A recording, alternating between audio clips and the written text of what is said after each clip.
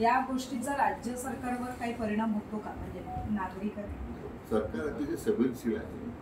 माननीय मुख्यमंत्री एकनाथ शिंदे साहेबांनी आणि अतिशय स्पष्ट सांगितलेलं आहे की मराठा समाजाला आरक्षण देण्यासाठी सरकार वचनबद्ध आहे आणि कोणत्याही दुसऱ्या आरक्षणाला धक्का न लावता किंवा कोणत्या दुसऱ्या आरक्षणामध्ये त्यांचं आरक्षण कमी न करता आपण आरक्षण देणार आहोत. आता त्यासाठी मागासऐवजी पुनर्रचना झाली. आता एक मान्य अलाहाबाद उच्च न्यायालयाचे निवृत्त न्यायमूर्ती भोसले साहेब, न्यायमूर्ती संपतराव शिंदे साहेब, न्यायमूर्ती मला वाटतं गायकवाड साहेब, त्यांच्या 3 सदस्यांची न्यायमूर्तींची एक समिती सल्लागार आपण नेमलेली आहे. आता नवीन मागास आयोगाचे नवीन अध्यक्षात आपण नेमलेले आहेत. मला वाटतं अतिशय योग्य पद्धतीने आणि गांभीर्याने सरकार पाऊल टाकते. खरं म्हणजे आम्ही तर मागेच अपील केले जरंगे पाटलांना की मोर्चा काढून हा प्रश्न संपणार आहे का? तुमची जी भूमिका आहे ती सरकारची भूमिका आहे की मराठा समाजाला आरक्षण मिळालं पाहिजे. त्यांना आव्हान तर केलं आहे. आम्ही आता मोर्चापासून प्रवृत्त करण्याचं सरकारने त्यांना आव्हान केलं आहे.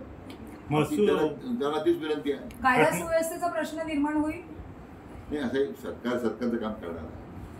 अशा प्रसंगाला मोर्चे येतात, आंदोलन होतात, त्या पातळीवर सरकारला काही जे निर्णय करायचे सरकार करतो. भरती जी प्रक्रिया झाली तलाठीची त्याच्यावर वारंवार आरोप होत आहेत की परीक्षेमध्ये घोळ झालेत. तर नक्की हे काय आहे, याच्यामध्ये किती तथ्य आहे? काही आपल्या परीक्षेमध्ये कुठला घोळ नाही आहे, कुठले त्याच्यावर हे बेछूट आरोप केलेले आहेत. खरं म्हणजे याच्यामध्ये झालेल्या विसंगती त्यांनाच वाटतं भ्रष्टाचार झालेला, त्याचं एकही उदाहरण ते सांगू शकत नाही. फक्त विरोधाकरता विरोध करायचा. आमच्या तरुण पिढीच्या त्या ठिकाणी जे उमेदवार परीक्षेला बसले त्यांना बुद्धिभेद करायचा. आता 5,000 जागेसाठी साधारण 8.5 लाख मुलं बसतो. आपण काय अपेक्षा करणार? आज त्या 5,000 प्रक्रिया थांबवली, जे मला गुणवत्ता यादी झाले त्यांच्यावर आपण अन्याय करणार. सरकार कोणत्याही चौकशीला तयार आहे. म्हणजे आमची तर काही मी विरोधी पक्ष नेते वडेट्टीवारांनी जो आरोप केला श्वेतपत्रिका काढा, मी म्हटलं विजय भाऊचीच कमिटी नेमा, आमची काय हरकत नाही. इतकी पारदर्शकता आहे. आज उमेद पवार आरोप करत असतील, सुप्रिया सुळे करत असतील, श्वेतपत्रिका काढा, सरकारची काहीच अडचण नाही आहे. म्हणजे आमची तलाठी भरती प्रक्रियेची श्वेतपत्रिका आम्ही काढू. पुण्याच्या लवासा जमिनीमध्ये झालेल्या घोटाळ्याची श्वेतपत्रिका आम्ही काढू. पुण्याच्या अनेक जमिनी बिल्डर का कशा गेल्या त्याची श्वेतपत्रिका आम्ही काढायला तयार. त्याची अडचण काही नाही. श्वेतपत्रिका फक्त तलाठीची का मागता तुम्ही? एकूणच ज्या जमिनीचे व्यवहार झालेले आहेत, आदिवासी बांधवंत त्या ठिकाणी फसवणूक झालेली आहे, अशा सगळ्याच आपण श्वेतपत्रिका काढून. एकंदरीत वातावरण बघून आपल्याला काय वाटतं? नाही, आता मला सामंत साहेब सांगत होते की नवीन क्रीडा जिल्हा क्रीडा संकुलामध्ये पुष्कळ आता नवीन सुधारणा करण्याचा त्यांचा प्रयत्न आहे.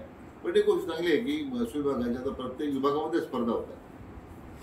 प्रत्येक विभागाने आता क्रीडा स्पर्धा भरवल्या पाहिजे. कारण शेवटी सरकारी नोकऱ्यानं त्यातून बाजूला अशी भूमिका अजिबात नसली पाहिजे. मला वाटतं एक प्रकारचं स्पोर्ट्समनशिप तयार होतं, खेळावृत्ती तयार होते.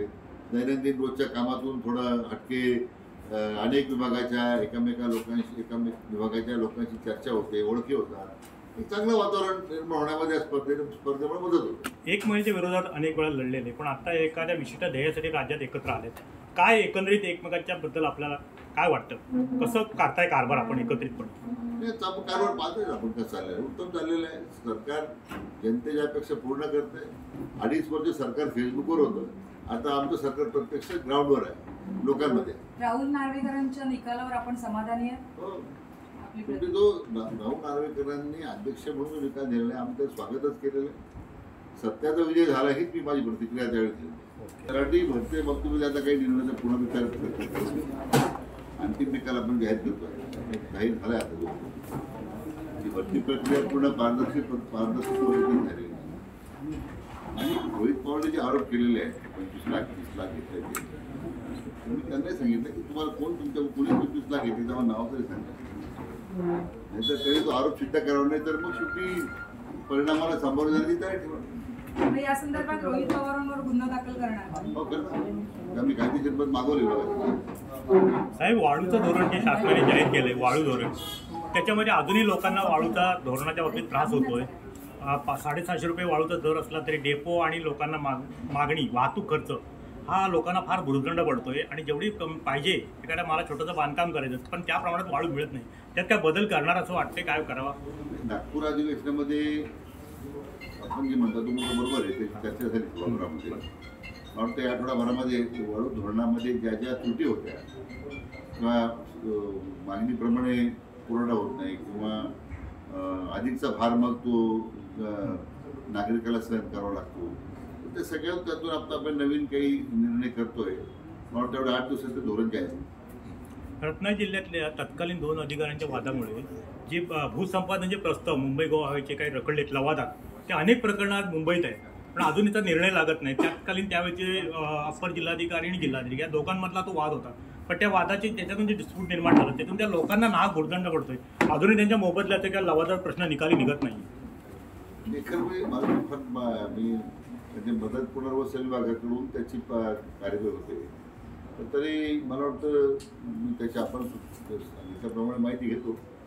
वस्तुनिष्ठ माहिती काय आहे तर माझ्याकडे त्याची माहिती आहे उपलब्ध नाही. सर्वांना ब्रीफ करतो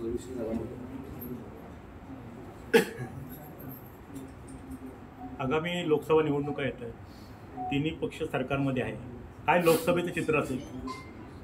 महायुतीचा संकल्प जो आम्ही केलेला आहे तो 45 जागेचा आमचा जो संकल्प केला आहे, सगळ्या 45 जागेवर आमचा विजय होईल हाच आत्मविश्वास आमच्या तिन्ही पक्षाच्या नेत्यांमध्ये आहे, कार्यकर्त्यांमध्ये.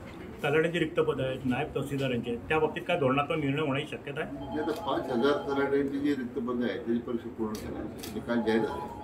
निकाल विलंब काय झाला पण मान्य सर्वोच्च न्यायालयाने त्याला स्थगिती दिली होती की पैसा क्षेत्र जे आहे आदिवासी भागाचं त्या ठिकाणी भरती करून दिली, काही त्याच्यामध्ये संदिग्ध होतो. आता आम्ही ते पैसा क्षेत्र मागे ठेवून बाकी सगळ्या क्षेत्रातल्या तलाठी भरती मानवता निकाल म्हणजे आठवड्याभरामध्ये पूर्ण होते. त्याची व्हेरिफिकेशन झालं आहे, त्याच्या सगळ्या त्रुटी दूर झालेल्या आहेत नंबर 1. आणि बऱ्याच खरं म्हणजे महसूल मंत्री झाल्यानंतर बरेच प्रमोशन आपण केले, म्हणजे तहसीलदार टू डेप्युटी कलेक्टर, नायब तहसीलदार टू तहसीलदार, आता नायब तहसीलदारचे प्रमोशन आपण करतो. मला वाटतं त्या वेगाने प्रमोशन राज्यात कधी झालं नव्हतं, ते आता आपण ती प्रमोशन पूर्ण केले. अद्यापही काही ठिकाणी जागा रिक्त काय आहे की थोडी पदं आपल्याकडे आहे, परंतु जी भरती प्रक्रिया व्हायला पाहिजे मग ती FTC मार्फत होताना त्याला थोडा विलंब लागतो. बाकी जी काही थेट भरती प्रक्रिया करायची होती राज्य सरकारच्या धोरणाप्रमाणे तलाठी भरती केली, तर ती आपणच आता 1-2 खाजगी एजन्सी नेमल्यामुळे सगळ्याच विभागाची भरती प्रक्रिया सुरू आहे.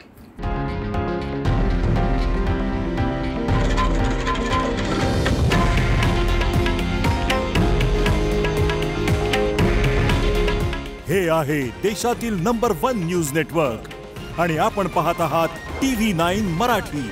काळजी तुमची, हित महाराष्ट्राचं.